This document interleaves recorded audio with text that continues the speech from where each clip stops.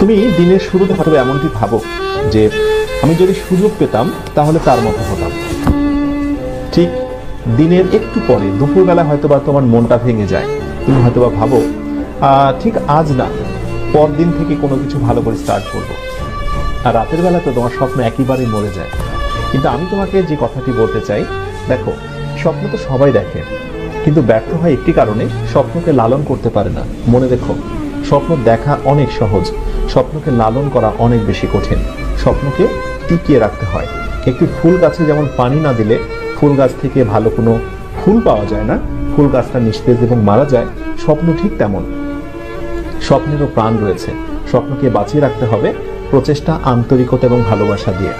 উদ্যোগ নাও, প্রচুর পরিমাণে পরিশ্রমী হও, চোখের ঘুমকে বিদায় দিয়ে দাও।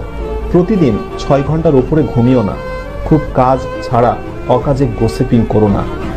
নিজেকে নিয়ে একটু সময় দাও। ফাঁকা সময় পেলে একটু নিজেকে সময় দাও। নিজেকে নিয়ে চিন্তা করো, আনন্দে গা ভাসিয়ে দিও না। সফল হবার জন্য প্রচুর পরিমাণে ডেডিকেশন প্রয়োজন।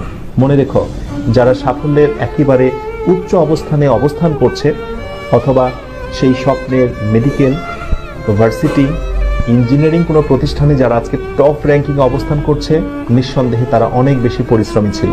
তুমি কি আমাকে একটা উপমা দেখাতে পারবে, এমন কোন স্টুডেন্টের নমুনা দেখাতে পারবে যে পরিশ্রম করেনি কিন্তু প্রচুর ভালো রেজাল্ট করেছে এবং সে অ্যাডমিশন টেস্টে বেস্ট একটা রেকর্ড করেছে?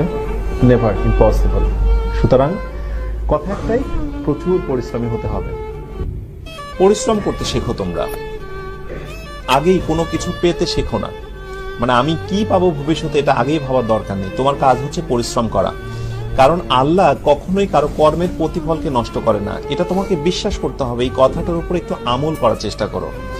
তুমি যদি পরিশ্রমী হও, তুমি সঠিকভাবে যদি কোথাও মনোনিবেশ করো, তাহলে সত্যিকার অর্থে মাস্ট তুমি কিছু না কিছু নেক্সটে ভালো কিছু পাবে এবং ডেফিনেটলি তুমি পাবে।